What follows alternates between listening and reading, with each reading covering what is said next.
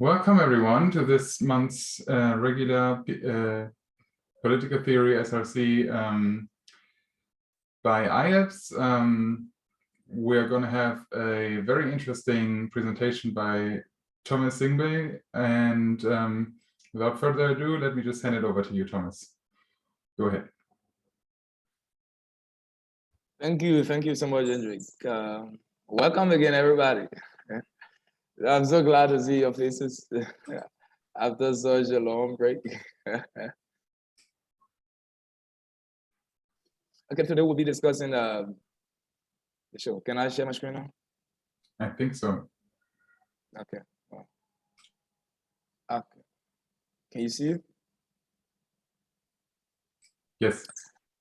It's something outside the normal, right? It's not a Western political thought, but it's actually within the field of comparative political theories, African political thought.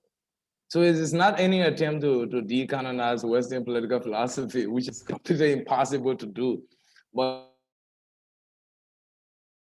a new branch. It's actually another branch of political science, a political theory called comparative political thought. But specifically, I will be looking at African political thought. And our topic for today is conceptualizing Ujamaa. It sounds probably like a very strange name, but it's actually in an African language, right? And it refers to African socialism. But that Ujamaa is a Swahili word. Swahili is a language in East Africa. So it means familyhood, community. So we generally refer to the political community. So conceptualizing, we're going to look at the entire theory of Ujamaa African socialism, why it is, and what does it postulate, who did what does it constitute, and everything as it relates to African socialism. It's quite different from socialism as we know it, socialism as it's taught in Western canon and Western political philosophy.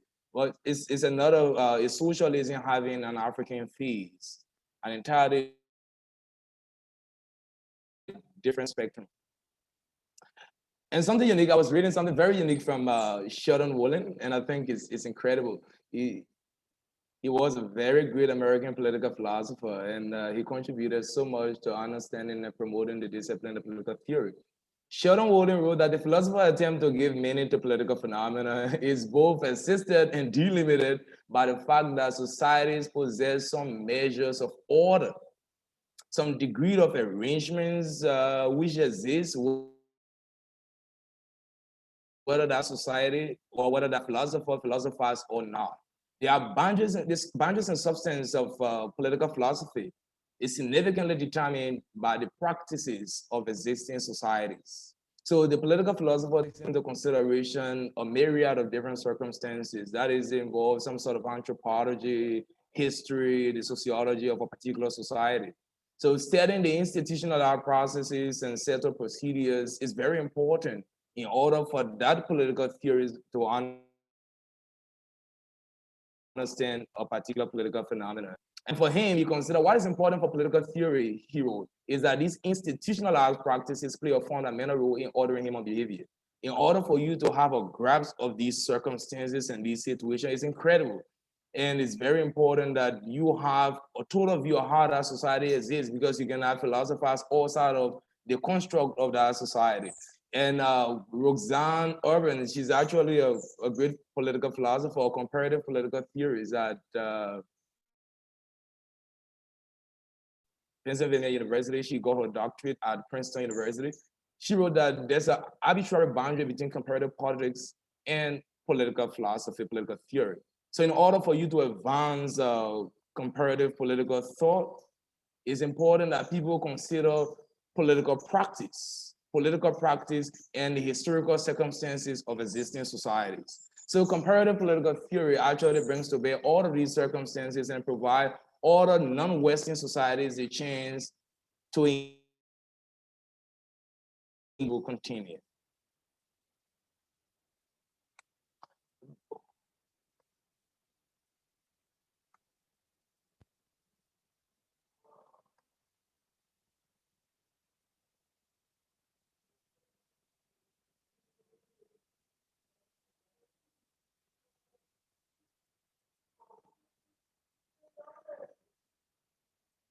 I have to share the screen. Can you see my screen?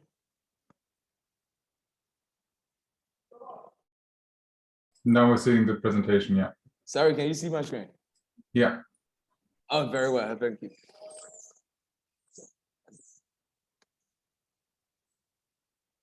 Who is the theorist, the political philosopher behind this Ujamaa theories? You know, before we discuss the issue of Ujamaa as a political philosophy, as a political theory all by itself, it's important to consider the individual behind that theory. So to just take a glimpse at the profile of the man we call Julius Kambarage Nyerere. Most of these names will sound strange because they are African names, right? It's from a particular culture. Julius Kambarage Nyerere, he was called a Mwalimu. Mwalimu is a name for the teacher. And his political philosophy, his entire background, and he developed most of these theoretical underpinnings from his days at the University of Edinburgh, where he was exposed to theories of classical liberalism. He was exposed to works of Michel Foucault and others. He was exposed to the work of Jean-Jacques Rousseau, and he was fascinated by the Fabian society, Fabian socialism. So all of these contributed to his own thinking, and particularly so he was influenced by his background as an African. Though he had some sort of belief, and after he read most of these Western theoretical works, he thought about the society that he came from.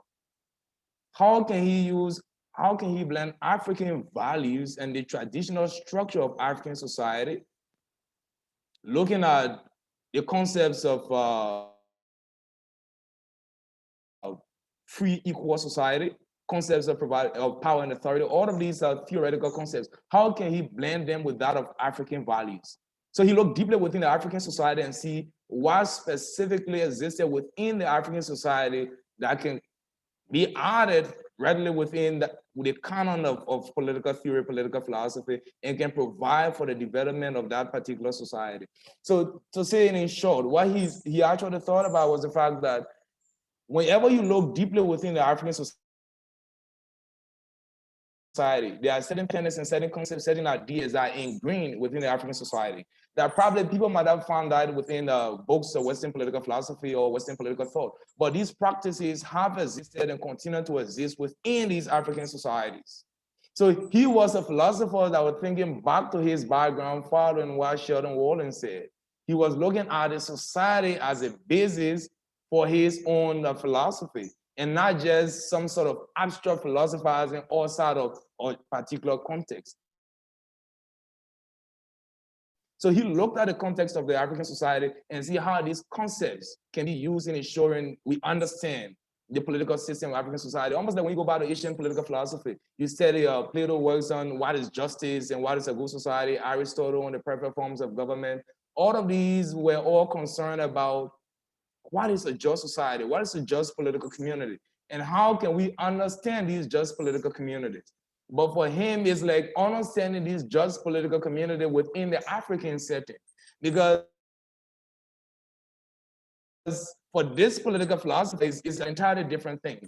There is different ontology, different epistemology, and different methodology involved. So they are not the same across contexts. It's not the same as in Western political philosophy. So he had to apply different hermeneutics and different interpretive approaches to understanding the African political society, to ask questions within the African political community in order to understand how things work and how systems of justice and equality, systems of freedom operate within the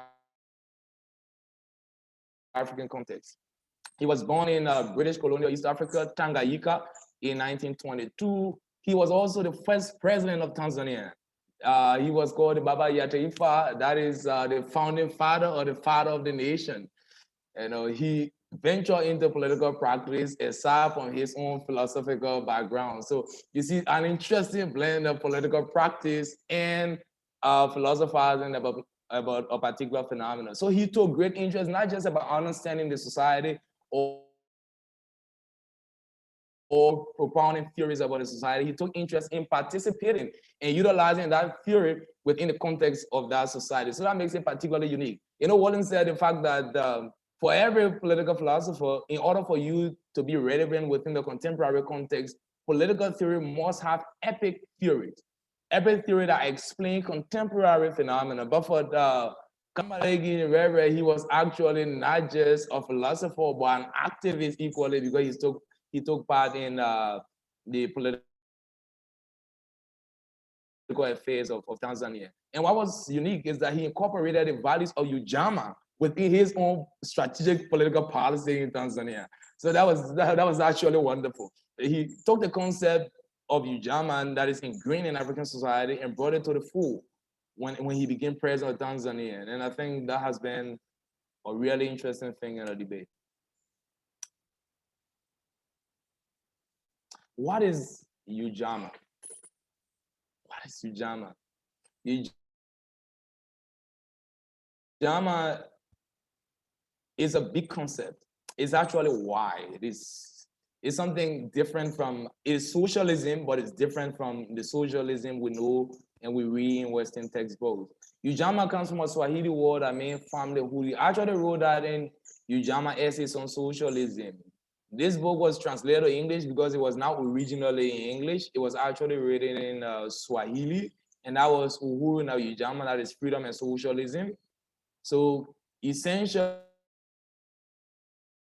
he was looking at society as an extended family. From the African context, everything that evolves around the state, or everything that has to do with the state, emanates from the family. The family is the bedrock of the state. So if you want to understand how the state functions and want to understand how resources can be allocated within the society, or how power can be distributed within the society, it's better to understand the society from the family level, because he considered man to be the center of everything within the society, whether political, social, economic life, all centers around man. And man comes from a family. But within the African setting, we have an extended family. So it's not that nuclear family where it's the man, his wife, and his kids living in one area. No, it's where that man has relatives and cousins and nephews and all over. So you have an entirely different community where everybody is related.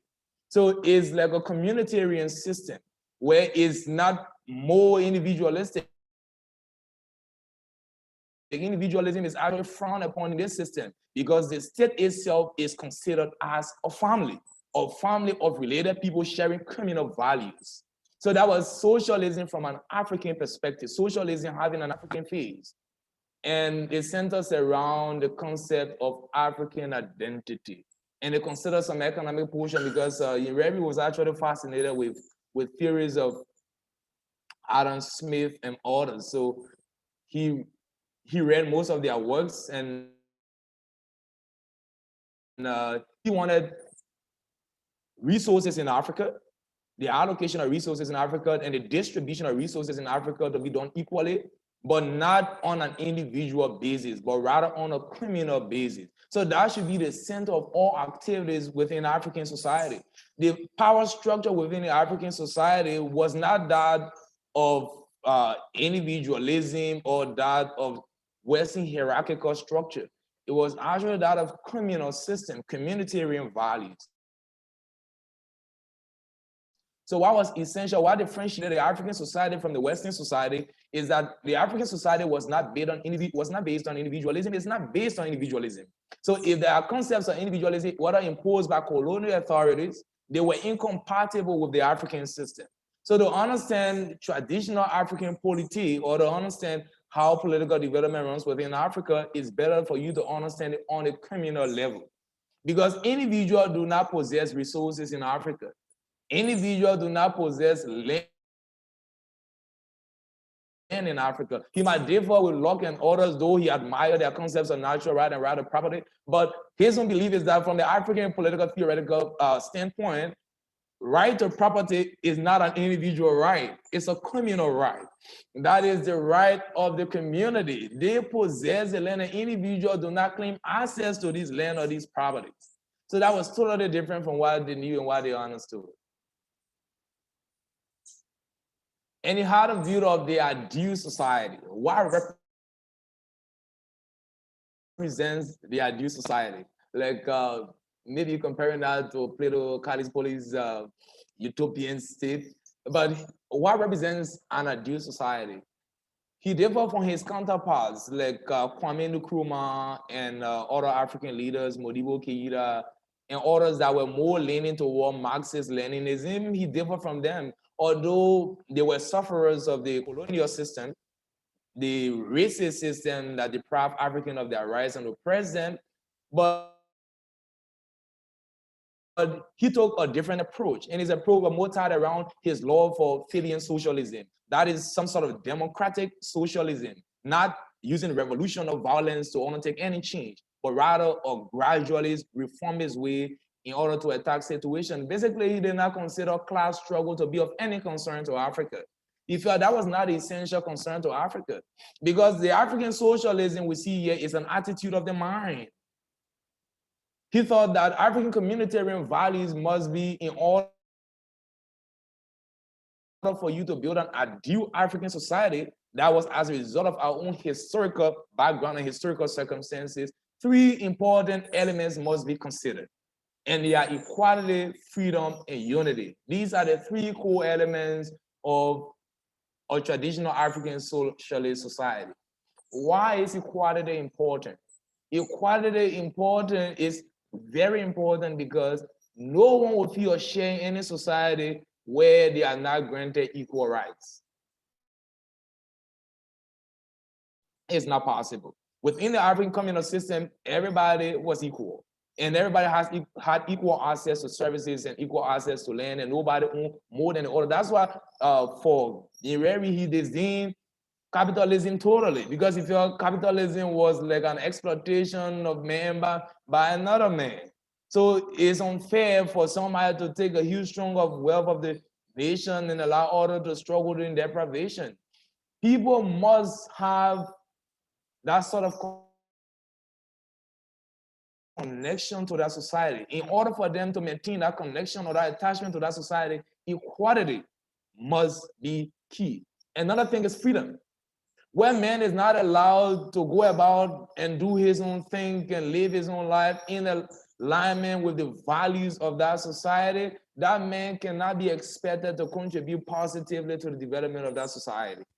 So freedom is key. Equality without freedom, economic freedom, political freedom, and the right to participate and do your activity cannot suffice. You will actually, what you'll be doing in that case is that you are hindering the ability of that individual to grow within the context of that society. So equality was key. People must be given equal rights and access to opportunities. People must be free to go about, because he considered from the African perspective, everybody is a worker. There is no different social class in Africa. The African themselves, they are all workers by nature. So they have that natural freedom to go about and to do whatever they can do. Any society that suppresses the freedom of their citizens to engage naturally in the political process and to engage in the economic development of their own state, that society cannot expect their citizens to be productive. So he saw freedom as a core value in having an ideal society. And the next one is unity. When people are never together, when there is friction within our society, no matter what you bring in our society, no matter no development. And we saw that usually, we've seen that in Western nations where you find certain portion of the society being denigrated due to racist policy, and you have another portion of the society enjoying all of the rights and all of the freedom and all of the privileges. You find peace, stability, and social order in that society will always be destabilized. They will never be settled because unity is not a prime factor. But the African society, in order for you to have an ideal African society that follows the traditional African social order, unity must be prioritized. You need to bring the people together, because with togetherness, there is strength. You know, for traditional African society, the strength of African society is the unity. Like normally, when you look at the anthropological setting of Africa, you find that people cooperate in cultivating land. If I have my land and another man has his land, I work with him in cultivating his land. He works with me in cultivating my land. That's the way they did it in traditional African setting. That was that communal labor system.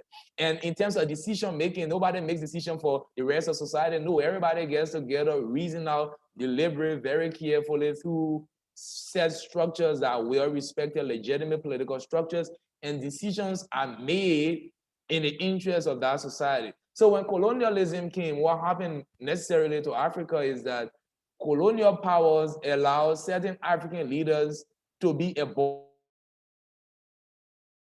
the rest of society. And it gave them such unique and extraordinary power because of the support they had. They no longer were accountable to the people they served or the system they served, but they were only accountable to their Western colonial masters at the expense of the Africans they were serving. We even see that in the neo-imperialist system today, that they're accountable to Paris, to Washington, to Berlin, to other areas, and no longer accountable to the African citizens. But in traditional African society, that was not the case. They were accountable to their citizens, their people, because unity was prioritized. So for Nyerere, he thought that when there's an absence of equality, freedom, and unity within a society, that society would definitely panic, and a society that would be bound to destroy. And that will be inclined towards destruction, excuse me. So when you take a look at this strategy here, you see there are a lot of connections with African communitarian values. When I say African communitarian values, I mean that system of togetherness in Africa where there is state ownership, communal ownership rather than individual, as opposed to individual system or individual utilization of public resources. And he was influenced by classical liberalism and even dependency discourse. Most of what Nyerere wrote and the Ujamaa policy have been influenced by the works of people like Frantz Fanon. Fanon, the most wretched of the earth, he contributed mostly to the dependency discourse. The Africans for so long have seen themselves to become totally dependent on Western colonial powers and Western resources, but that should not be the case for Africa. The essence of Ujamaa and its policy implication was the fact that we want to create a society that does not just depend on external power for help or resources, but a society that is self-reliant. So self-reliance was the basis of the entire Ujamaa policy. Though it was a philosophical approach, but policy-wise, it had as its chief goal self-reliance. And of course, we have some ideas from Western political philosophers that are equally influencing. Even the post-colonial era, one of the primary difficulties has been whether we can apply these traditional African political concepts to post-colonial settings that have been manipulated by colonial ideas and colonial structures, something that Foucault equally considered in his power theory. So seeing the state as an extended family is another thing, because if you see the state as a family, it carries a lot of weight. And that contributed, I think there are a lot of good things to say about Nyerere, but that contributed also to the way he approached the political system in Tanzania. Because he saw as an extended family, you only have a single head of the family. And because you have a head of a family, he thought that one partyism is the only way forward for Tanzania, a way forward for homogeneous society. If a multi-partyism would be antithetical to the African political structure, because the state is seen as a family. Families sit together, discuss matters, and conclude on important family concerns. So there's no much need for opposition within that particular family because there's continuous deliberation. That's why in Africa we say there's a sense of consensus democracy. Though it might not be the liberal democracy the West practices, but it's something we have where we sit together on the palaver hut and discuss issues that will reach to a particular conclusion.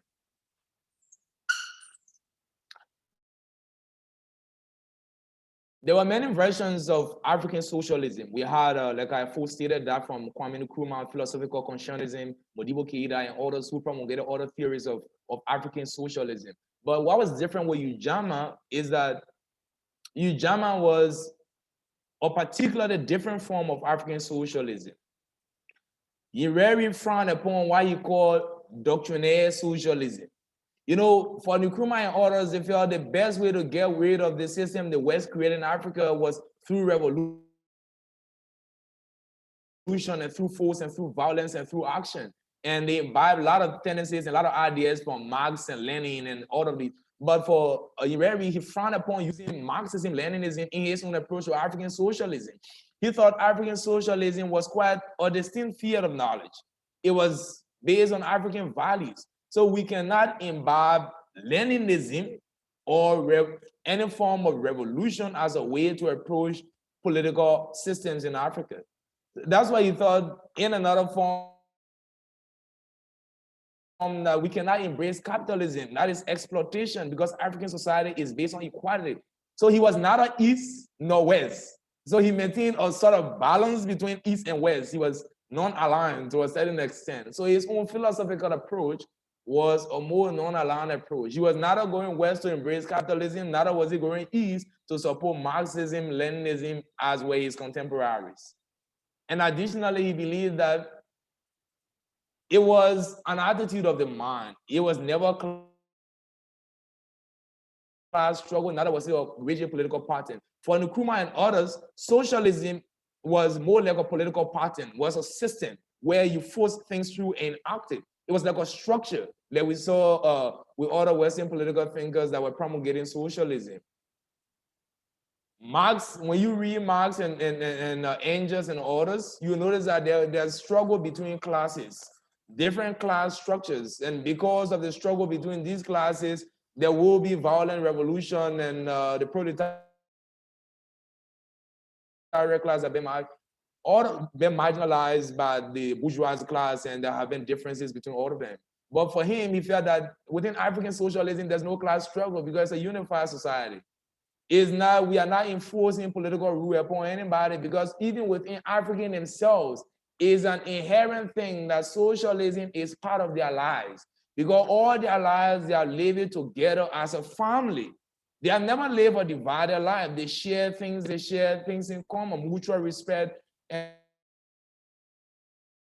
they share different values. It was more value-laden. So as a result of being value-laden, there's no such thing as a class structure. There's no such thing as man against man. There's nothing as man against man in his version of African socialism. Because if you live within a society where everybody shares everything, where resources and everything is available equally for all citizens, freedom is allocated as a unity is been paramount within that society, man is the center of all activities, and every sphere of life is centered towards the development of man. Man cannot be against man. But if African socialism bring in capitalism, which is the exploitation of man by man, it will present another problem for society. If they bring in Marxist-Leninism, which is a form of revolution to bring about change, it will undermine the democracy that have been inherent in African countries. Most of these inherent democracy, people, you know, the general belief in the West is that Africa is not democratic. They do not have a democratic political culture, but that is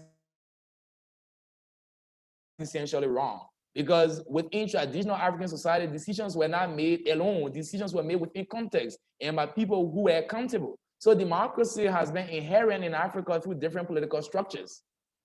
But individualism has caused a serious problem for society.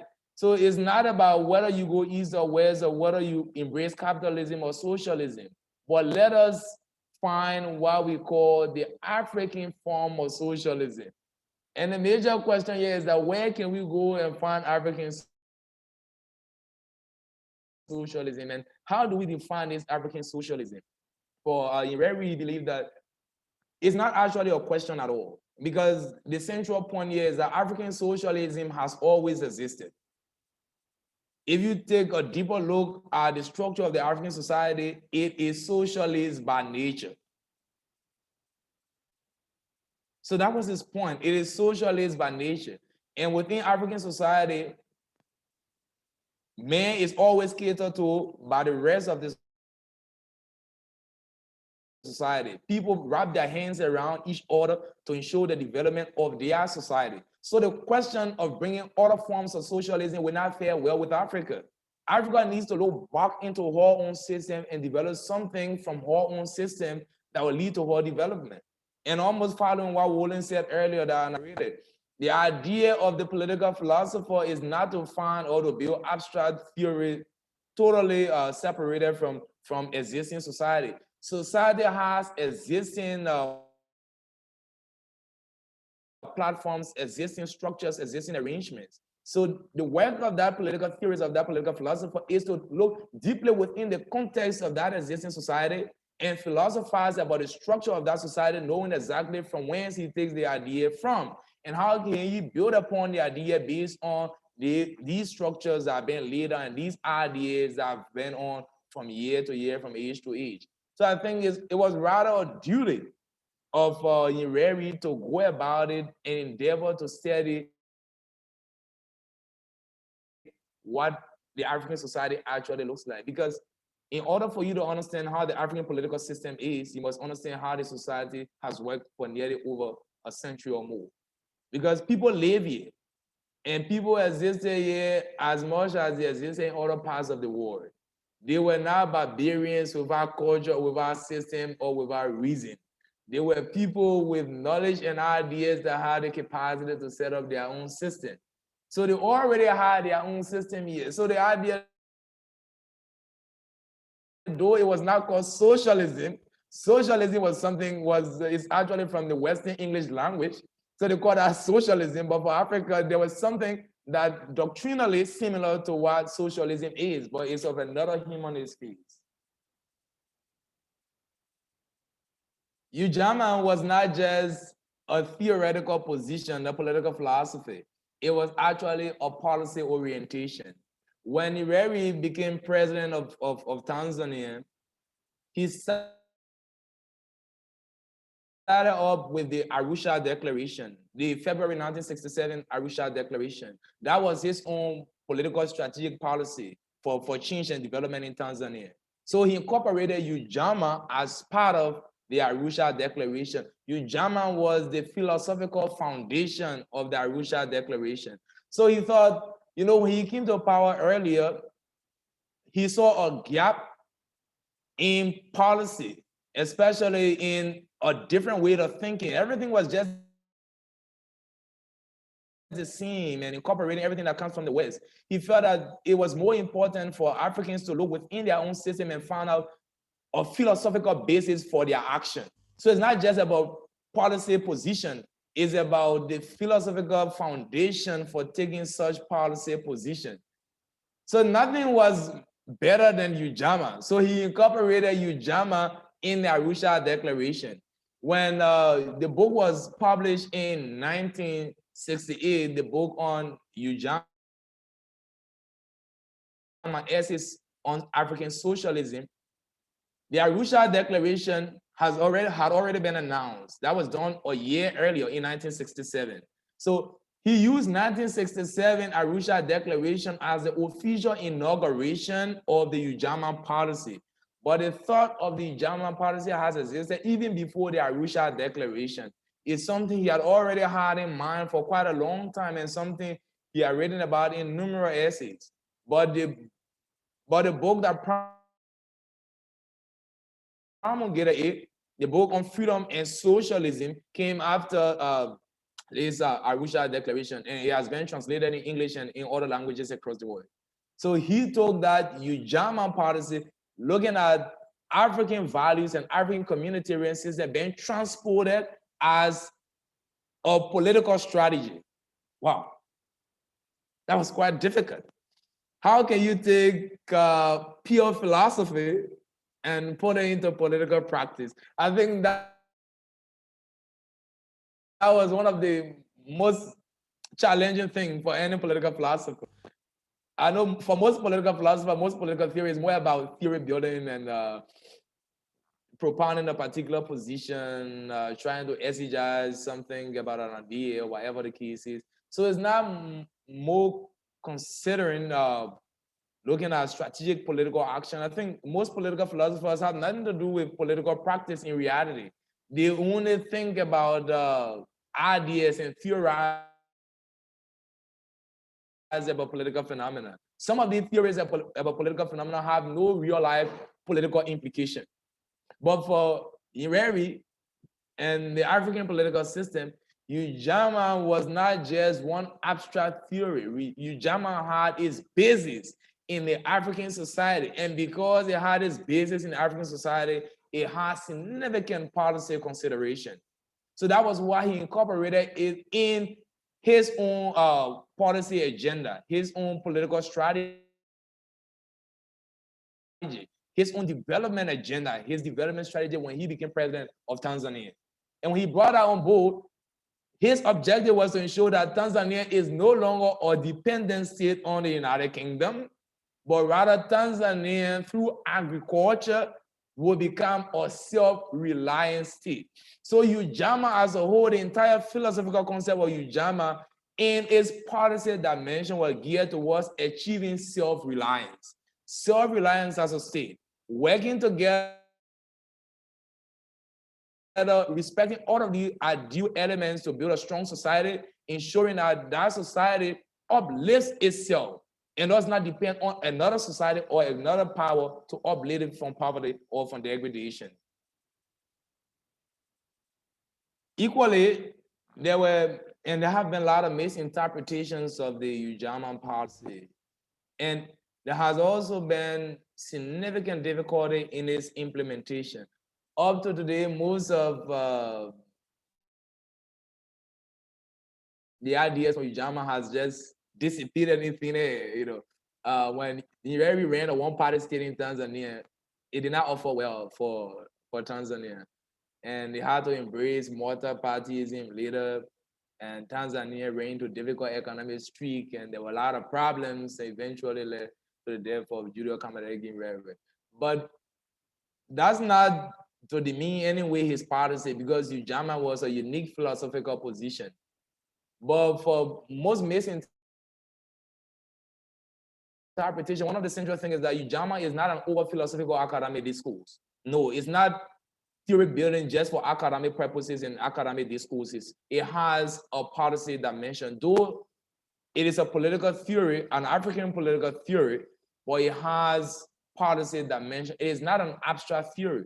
So if you want to read Ujamaa just as a sort of academic abstraction, then it presents a problem for the interpretation of Ujamaa. Secondly, Ujamaa should not be interpreted as a self-seeking justification for political interest. He did not craft Ujamaa or thought about Ujamaa because he wanted to remain in power or protect his political base. No, if you read Ujamaa that way, it will present a problem to understanding the knowledge, because it's actually a golden gate to African intellectual history. It's so rich in African intellectual thought and African political philosophy. So read with a general balance, a balance considering the immense political philosophical knowledge it contains, and also the policy position it tries to portray. It has a distinct political theoretical discourse. I think this is very paramount, because for most political theories, even for some comparative political theory, people try to bring in Western methodologies, Western epistemology in understanding African political thought. It is not possible. African political thought has its own methodology. For comparative political thought, comparative political theory, which African political thought is a part of, there are already existing methodologies. We have the interpretive methodology of comparative political thought. We have the normative analytic approach, we have the historical approach, and we have the critical approach. These are all different methodologies used in comparative political thought, which can be applicable to African political thought. Because if you can study these systems significantly using the historical approach, or using probably more an analytic approach, or even using a critical approach based on ideas being portrayed within a particular system. So it encapsulates most of the rich history of Africa and most of what we don't know or what we want to know about African political system. But the challenge has been, how can we extend traditional values to modern post-colonial system? And most commentators have argued that it is completely impossible. And one of the reasons why Ujamaa still feels today, most African political thinkers have argued, because it is difficult to transpose traditional values to post-colonial system. There are already structures being set, but the difficulty here is that if we want to imbibe values of the past to modern systems that already been tailored towards and tailored to favor a particular idea, it presents a problem. You know, that was one of the reasons why Ujamaa could not hold ground in most African countries, and even African socialism seemed much of a problem today. If it did not uplift traditional African societies, then how can you take these same values in a modern cultural post-colonial system and imbibe them to make it work? There will always be barriers towards activating these values within the particular system. Post-colonial system came with its own values, and traditional African society had different values. So you find a clash of values. Because of the clash of values, it made it completely impossible, very challenging for you to take a typical approach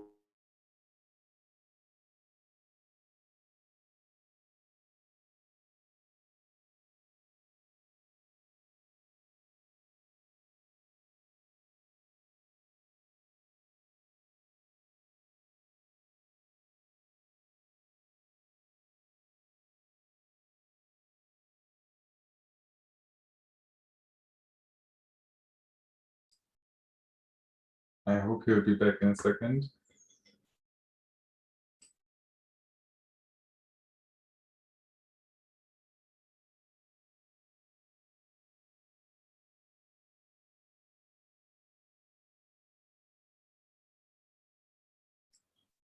Oh, that's a pity. The recordings, I'll leave the recording running, hoping that he will be back in a second. Yeah, Thomas's connection, that's just bad luck. It's happened before like that. Can't do anything about that.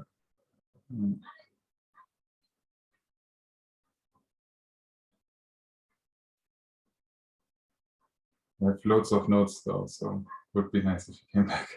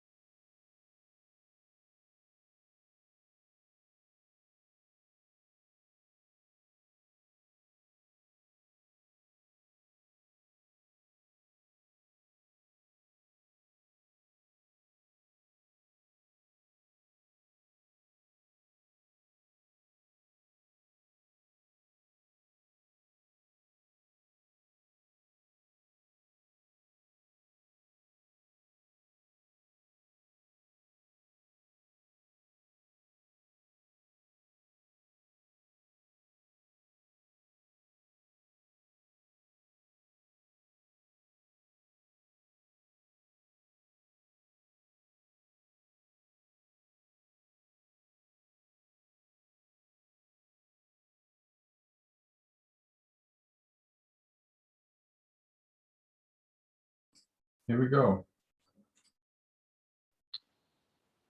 Sorry, you know, I had a difficulty in connection, so. No problem.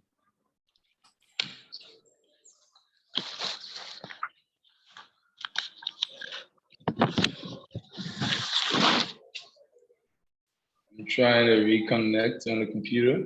Mm-hmm.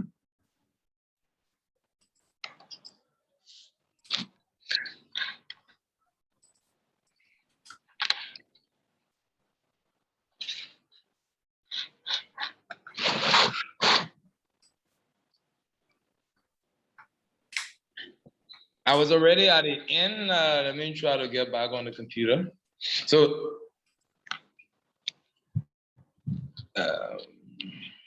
such a bad, yeah.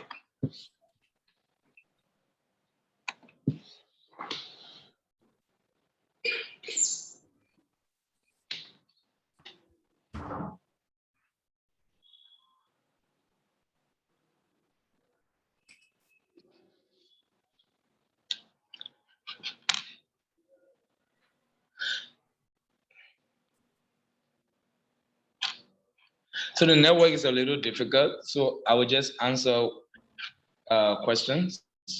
Just open the session for question and answer. All right. If I get back on the computer, then all right. Well, just a little bit of moderation. Thank you very much for the presentation. It was really great. I think you reminded me of something that I never include in my presentations, which is just to have fun with the topic. Yeah, right, exactly. Thanks for reminding me, Vanessa. Yeah, it was just very perceptible that you were like really into the topic, and usually I am too when I present, but in that work mode I get into, I always forget to actually have fun while I'm doing it. So that was really nice and refreshing. I also thought you had really great slide design. I really liked how you worked with, ways to visualize what you purvey to us. Yeah, your connectivity issues, that's just really bad luck. I'm so sorry. They also led to a lot of parts being played with a delay and then at that kind of high speed that you get. So here and there, I often had difficulties to really be sure if I understood everything. So I may have misunderstood some things here and there. I don't know. But yeah, you also said that it's not over philosophical and academic. That may explain why, in this sort of academic context, it poses some questions. And my first one would be, you said everything in African political philosophy or society, I'm not sure if I have it right, is centered on men or on man. Like, is it centered on men as in humanity or on men as in males? No. Okay, can you hear me? Yeah. That's interesting. That's a really interesting question. It's not about patriarchy or about male-dominated societies. It's about men as in humans, right? Yeah, whether male or female. So it's about just humans. You very believe that it's about society and what political, economic, social development must concentrate all towards the development of men, humans, not male.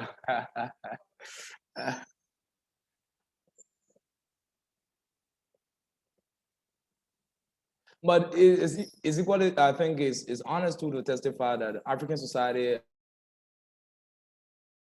are mostly patriarchal, and there are many African societies we see that are male dominated and have set structures that favor male above females. So, but from Nyerere's position in Ujamaa, it's not about males; it's actually about humans. So let's be clear about that. So that distinguishes it from just other things within African structure. Yeah, I'm always kind of torn between like leaving a silence for other people to ask questions, or just going through. So just like point up or whatever. I have a bunch of notes. I told this to the others before. So you said to him, African socialism is an attitude of the mind, at least partly. So would that mean it's also not based on materialist thinking? So I mean, later you also said like it's not really one side or the other. So that would make sense then, that it's not like based on Marxist historical Marxism in that way, or is it? Sure. Okay. Definitely. It is more a psychological process because for him, African socialism is an idea that has been imbibed in African from just the very way the society has run for a long period of time. So they have thought about it. Is their orientation, is their thinking is not through material stuff or material possession. So it's not about the resources, right? It's not about the things around them, like Marx and others. It's not about pursuance of economic resources or divisions or class struggle over resources and position. It's more like a way of thinking for Africans, that communal system of sharing things together and working for one another. So that is a main thing. So it's not new to Africa. That's what he thought. He argued that it's never new to Africa because it's the way Africans think. That actually fits really well with the question that came up for me later. He said African society is kind of socialist by nature. And I was wondering in how far, like likely there would not be by nature in a biological sense, but what kind of sense then? You seem to sort of hint at this with your last answer. Is it like kind of just like how societies have been working beneath the level of like statehood or whatever you may call that, you know, national organization? Or in how far is it socialist by nature? I think so far it has really worked because the idea here is that we're referring to traditional African political structure. It's almost like one of the criticisms against this entire backdrop of African socialism. People see that more as like the way they criticize Plato Utopia. They see that more like a utopian African society that probably exists only in the mind or only in theory, but not in practical. Because the question been raised is really regarding the three elements he pointed out: equality, freedom, and unity. Is there equality in African society? Were there ever equality in African society? Unity. Is there unity in Africa? If so, then why all the wars and tension and problems and relating to Africa? Is there freedom in Africa? Because I think freedom was a key thing that they fought the colonialists for. They fought for freedom. But after colonialism, did they provide equality for their countrymen? Did they provide unity amongst their countrymen? And did they seek freedom for their fellow countrymen? Or did they provide another hierarchical system that discriminated against one another? So there are a lot of issues, but for most critics, I think they see that more as an ideal. Remember, he called that three elements of an ideal society. So it's almost like characterizing Plato's ideal police or any form of utopian state. So socialism within a certain context has been practiced, but the level to which Nyerere spoke of it is actually more utopian than real to a certain extent. All right.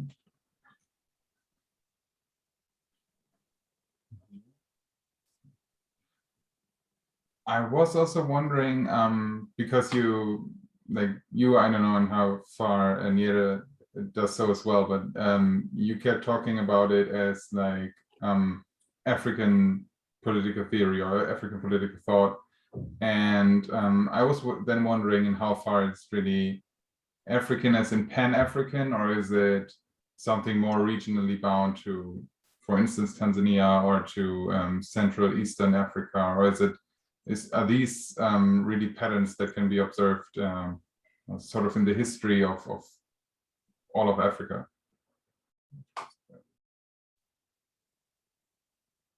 It's regional. It's more regional than national. So it cuts across the African continent. Generally, Africa has a communitarian system, whether east, west, north, south, center. They all have communitarian system. Even African in the diaspora, they took some sort of communal system with them. And that reflected, all of these communitarian values amalgamated in the pan-African spirit, that sort of pan-African national solidarity that each African feels, especially as it relates to African continental affairs. So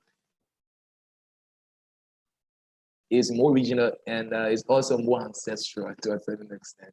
So it's not based on individual countries. Mm-hmm.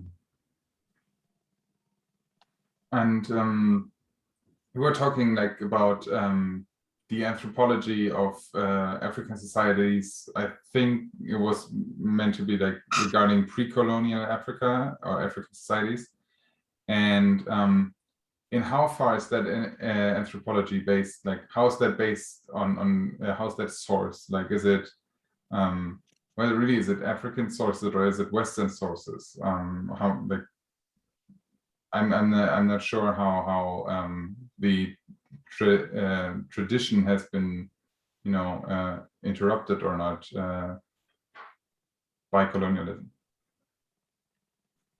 That's a really tough one, but I think one of the challenges Africa has faced has been over her history. Who has written her history? And I think it's important that most the African anthropologists I speak of is more towards African writers. What African anthropologists and African sociologists who have studied Africa have said about Africa. And one of like Shikanta Diop of Senegal and Ali Mazrui of Kenya. And there are many others who have written extensively about Africa and about African cultural political system and African heritages. So there are a lot of things to consider. And I think one of the reasons why Africans have become very passionate about their local system and going back to their culture and to understand it is because of the Eurocentric bias with understanding Africa. When you read Western textbooks and some Occidental sources, you notice they have an entirely different opinion of Africa. So one of the central missions of African academics is to dispel these myths that have characterized the entire view of Africa.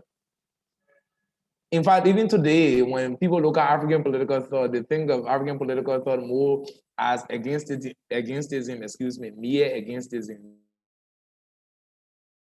That is, Africans are all critical of anything the West says about Africa. It's more like an anti-Eurocentric sort of organization of feeling of belief. So it's not actually like that, but I think it's more like that enthusiasm to demethodologize most of these things that have been said about Africa. Right. Yeah, and there were other African thinkers who found a balance between Eurocentrism and Afrocentrism, and one of them was Edward with Mudblood, and he thought that what the Europeans brought to Africa was not entirely bad, right? There were some good things out of it, so we cannot just probably trash them as just wrong, totally wrong. He felt, although it's good to develop an African personality, but we must equally take the good thing from another culture plus the good thing we have in our own culture, blend together and build a better society. Because if we Africans sit and say everything about the West is bad, then we are shooting ourselves in the West that brought development to the world. If we equally sit and say everything about Africa is good, then it's wrong, because there are things about Africa that are bad. So we must find a balance between the good in another culture plus the good in our own culture and combine them and build our society, rather than just leaning on what is bad and not looking for what is good. All right. If there are no more questions, that would actually be great timing, because we're right at the 5:30 for me, 3:30 for Britain, Mark, whatever, for GMT. So yeah, that was really interesting. Thank you, Thomas. I am first gonna stop the recording here. So everyone on YouTube, thanks for listening. I hope it was enlightening, but surely it was for me. I hope it was fun for everyone else as well. Good day, I guess.